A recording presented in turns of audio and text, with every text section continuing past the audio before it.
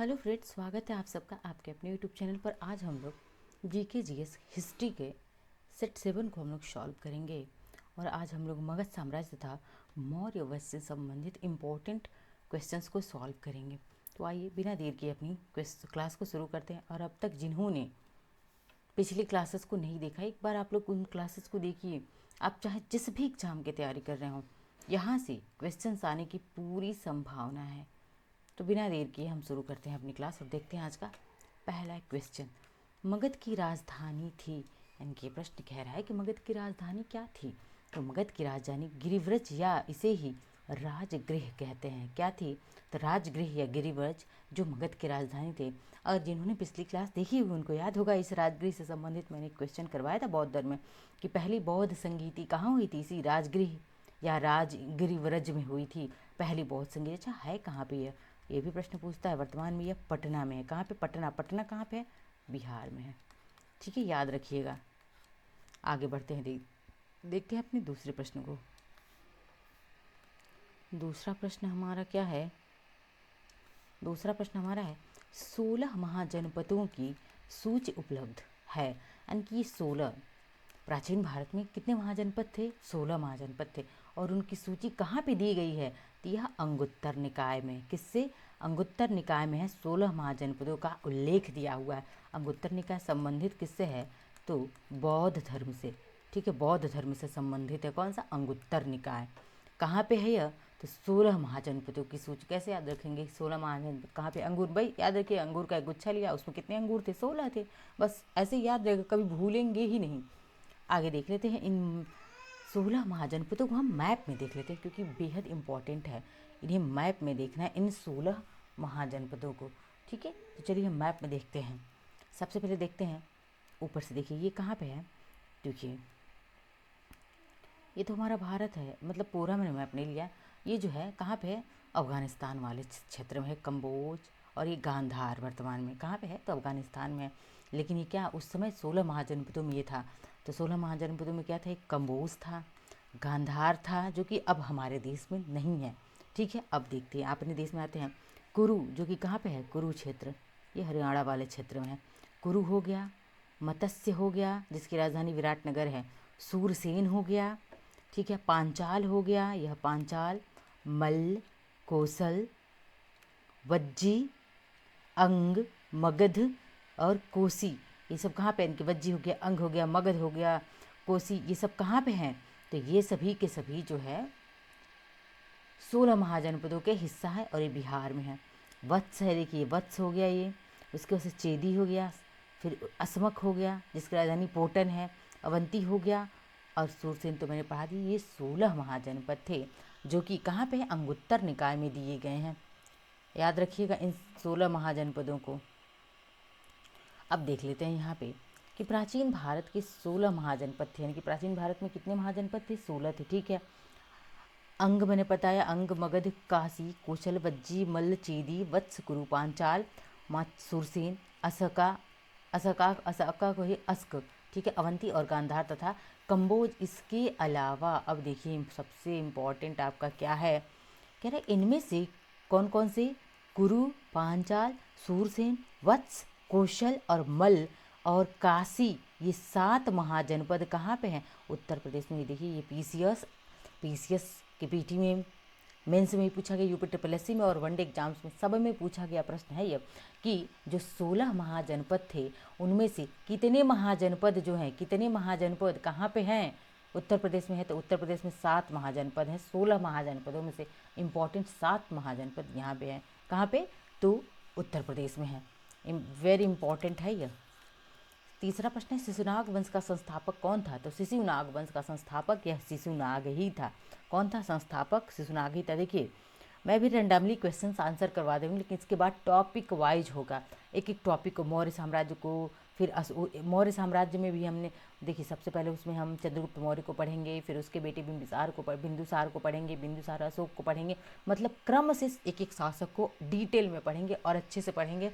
Theory class होगी, उसके बाद से उनसे संबंधित क्वेश्चंस भी और प्रैक्टिस करवाए जाएंगे। ठीक है, आगे देखते हैं। चौथा प्रश्न है पाटलिपुत्र की स्थापना की थी वेरी इंपॉर्टेंट प्रश्न है कि पाटलिपुत्र की स्थापना किसने की थी? उदयन ने। किसने की?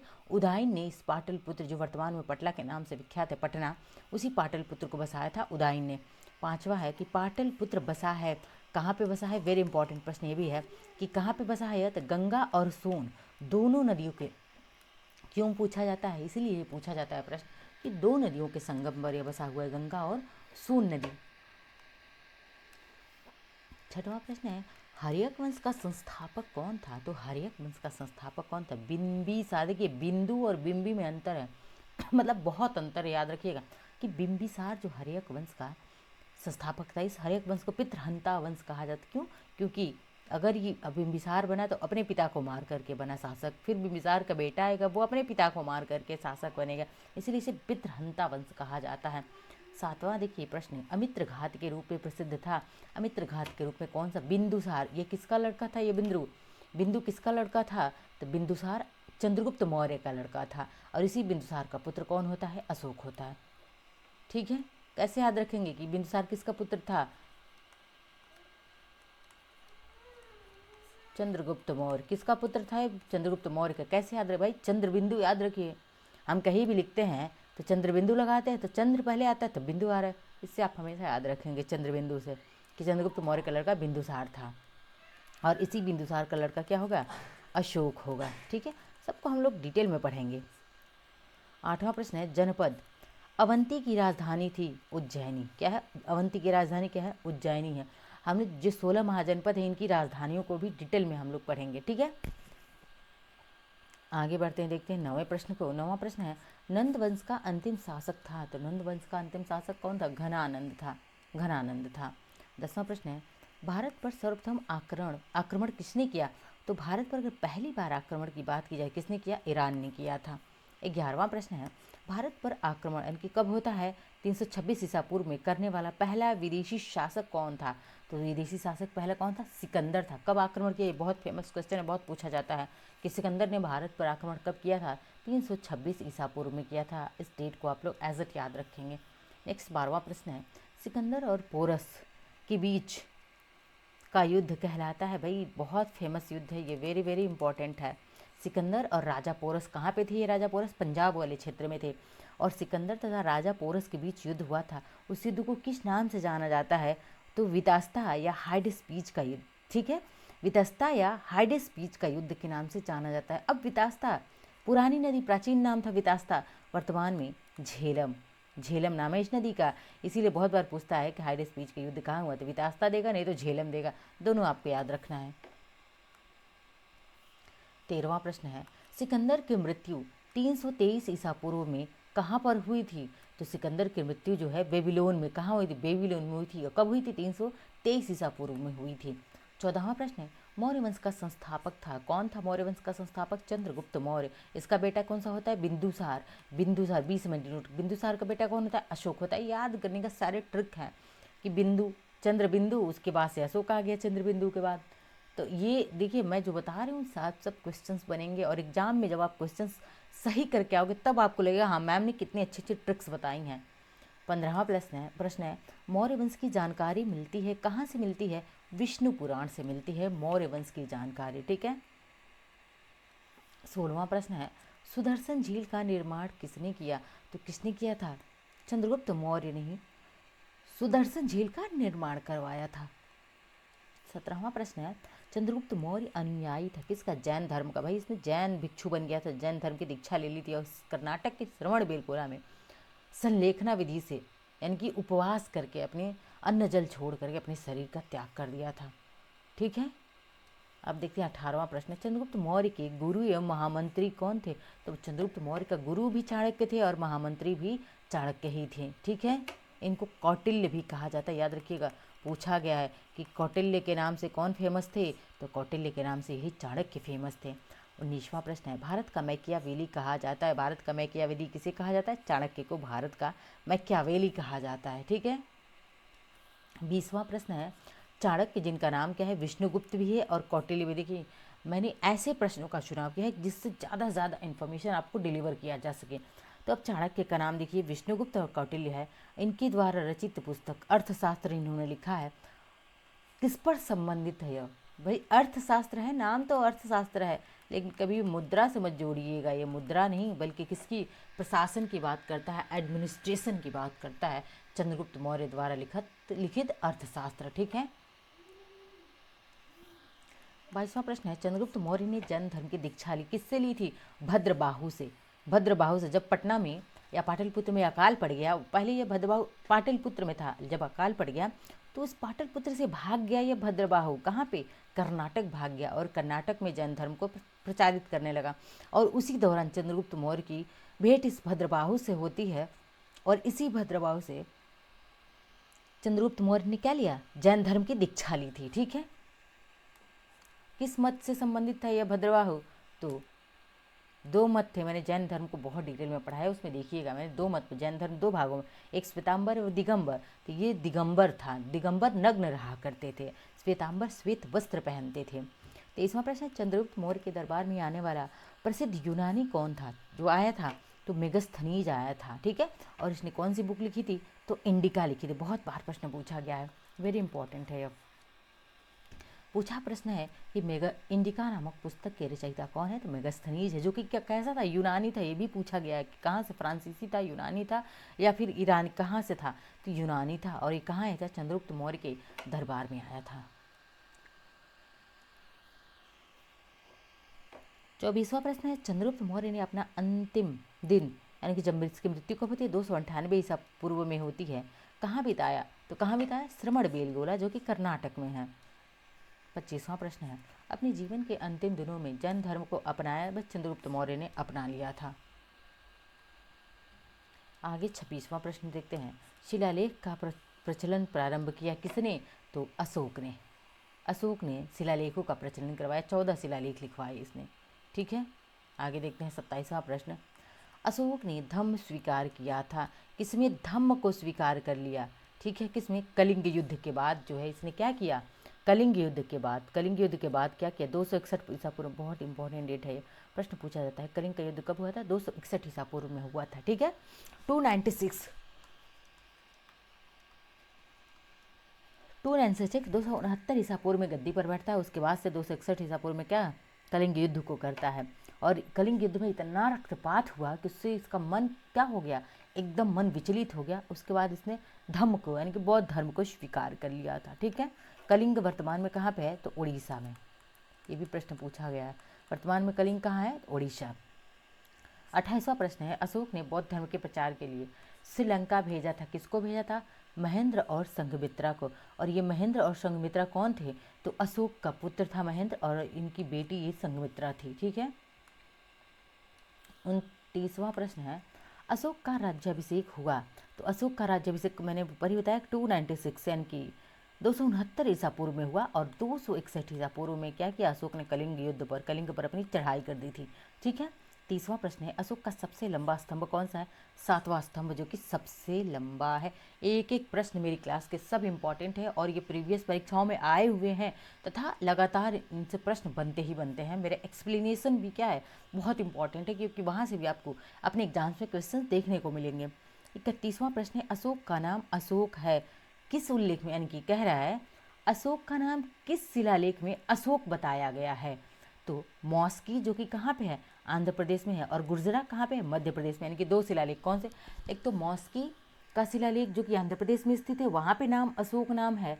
और दूसरा मध्य प्रदेश का गुर्जरा जो अभिलेख है, वहाँ पर भी अशोक का नाम अशोक बताया गया है। ठीक है। आगे 32वां प्रश्न देखते हैं, अशोक ने स्वयं को मगध का सम्राट बताया, यानी कि किस शिलालेख में अशोक ने स्वयं को मगध का सम्राट बताया था?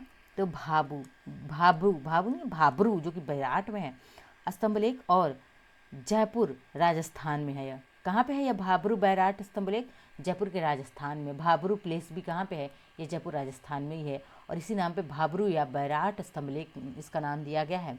और अशोक ने यहाँ पे खुद को मगध का सम्राट बताया हुआ है। ये प्रश्न जो है ना 5 स्टार प्रश्न है, ये 5 स्टार प्रश्न, मतलब वेरी इंपॉर्टेंट प्रश्न है ये सब। 33वां प्रश्न है, कलिंग युद्ध की विजय तथा क्षतियों का वर्णन मिलता कहाँ मिलता है? कलिंग युद्ध के बाद से। तो अशोक के शिलालेख कौन से? 13वें शिलालेख में, वेरी इंपॉर्टेंट है। अशोक के 13वें शिलालेख में यह सब बातें हमको मिलती हैं। 34वां प्रश्न है, सांची का स्तूप बनवाया था, किसने बनवाया था? अशोक ने बनवाया था सांची का स्तूप। सांची वर्तमान में कहाँ पे? मध्य प्रदेश में है सांची, और इसी सांची के स्तूप को अशोक ने बनवाया था। 35वां प्रश्न है, श्रीनगर की स्थापना किया था अशोक ने। श्रीनगर कहाँ पे है? जम्मू कश्मीर में है। 36वां प्रश्न है, अशोक के अभिलेखों की खोज 1750 ईस्वी में सर्वप्रथम किसने किया? यानी कि अशोक के जो अभिलेख हैं उनको किसने खोजा? कब खोजा? 1750 में। किसने खोजा? टी फैंथेलर ने खोजा। वेरी बेसिक और वेरी इंपॉर्टेंट प्रश्न। 34वां प्रश्न है, अशोक के अभिलेख को सर्वप्रथम पढ़ा था, भाई खोजा टी फैंथेलर ने 1750 में, लेकिन उसको पढ़ा किसने? तो जेम्स प्रिंसप ने पढ़ा था 1837, कहीं कहीं 1838 भी लिखा रहता है, आप कंफ्यूज नहीं होंगे, ठीक है। 38वां प्रश्न है, अशोक की मृत्यु हुई थी, कहाँ पर हुई थी? कब हुई थी अशोक की मृत्यु? तो 232 ईसा पूर्व में अशोक की मृत्यु हो गई थी, ठीक है। 39वां प्रश्न है, हरिसेन का इलाहाबाद प्रशस्ति, जिसे हम क्या वर्तमान में प्रयाग प्रशस्ति कहते हैं, प्रयाग प्रशस्ति। सबसे पहला ही प्रश्न बन जाता है कि प्रयाग प्रशस्ति किसने लिखा है? हरिसेन ने लिखा हुआ है, ठीक है। और हरिसेन ने जो प्रयाग प्रशस्ति लेख लिखा है, इसकी जानकारी हमें किस शासक की जानकारी देता है? समुद्रगुप्त की जानकारी देता है, ठीक है। आगे बढ़ते हैं। 40वां प्रश्न है, मौर्य वंश का अंतिम शासक था, तो मौर्य वंश का अंतिम शासक कौन था? बृहद्रथ। बेहद कमजोर शासक था, इसीलिए इसको मार करके इसका ही मंत्री पुष्यमित्र शुंग था, जिसने शुंग वंश की नींव डाल दी थी, ठीक है। आगे देखते हैं, देखिए आगे आ ही गया प्रश्न। 41वां प्रश्न है, शुंग वंश की नींव डाली थी, यानी कि शुंग वंश की नींव किसने डाली? पुष्यमित्र शुंग ने। यही पुष्यमित्र शुंग जो बृहद्रथ का क्या था? मंत्री था, और इसने बृहद्रथ को मार करके, जो कि बृहद्रथ क्या था? मौर्य वंश का अंतिम शासक था, उसको मार के पुष्यमित्र शुंग ने शुंग वंश की नींव डाल दी। 42वां प्रश्न है, भरहुत स्तूप का निर्माण करवाया था, किसने? तो भरहुत स्तूप का निर्माण पुष्यमित्र शुंग ने करवाया। सांची का स्तूप किसने बनवाया? अशोक ने। और भरहुत का स्तूप किसने बनाया? पुष्यमित्र शुंग ने। भाई एक प्रश्न आप सबके लिए इंपॉर्टेंट है। 43 नंबर का प्रश्न है, शुंग वंश का अंतिम शासक कौन था? देवभूति। देवभूति जो था ये क्या है? शुंग वंश का अंतिम शासक है देवभूति। आगे देखते हैं। 44वां प्रश्न है, भारतीय सीमा में प्रवेश करने वाला पहला यवन शासक कौन था? भाई पहला यवन कौन था जो भारतीय सीमा में आया? डेमेट्रियस प्रथम। कौन था? डेमेट्रियस प्रथम था, जो कि भारतीय सीमा में आने वाला पहला यवन शासक था। और आज का अंतिम 45वां प्रश्न है, डेमेट्रियस को पराजित किया किसने? पुष्यमित्र शुंग ने ही पराजित किया था, जो कि कब यवन था यह, और भारत में आया था। तो प्रश्न बने अगर कि यवनों के आक्रमण के समय शासक कौन था? तो भाई सीधी सी बात है, कॉमन सेंस लगाइए, कौन था? पुष्यमित्र शुंग, जिसने क्या किया? डेमेट्रियस प्रथम को यहाँ से मार खदेड़ दिया, ठीक है। तो ये थे हमारे आज के। अच्छा एक और प्रश्न बच गया है, देखिए, और ये प्रश्न 46वां प्रश्न, जो कि वेरी वेरी इंपॉर्टेंट प्रश्न बच गया है। ये 46वां प्रश्न है, पुष्यमित्र शुंग ने अश्वमेध यज्ञ करवाया है। भाई सबसे जरूरी है कि पुष्यमित्र शुंग जो था उसने क्या करवाया था? यानी पूछता है कौन सा ऐसा शुंग शासक था जिसने अश्वमेध यज्ञ करवाया। तो यह इंपॉर्टेंट अश्वमेध यज्ञ होता था उस टाइम पे, किसने करवाया था? पुष्यमित्र शुंग ने, जो कि शुंग वंश की स्थापना की, किसको मार के? मौर्य शासक बृहद्रथ को मार करके, ठीक है। ये 246 क्वेश्चन थे, और सारे एक एक क्वेश्चन आप सबके लिए बेहद इंपॉर्टेंट है। क्लास को ज़्यादा से ज़्यादा शेयर करते रहिए, लाइक करिए, सब्सक्राइब करिए, कमेंट करते रहिए। मिलते हैं नेक्स्ट क्लास में। आप सबका बहुत बहुत धन्यवाद।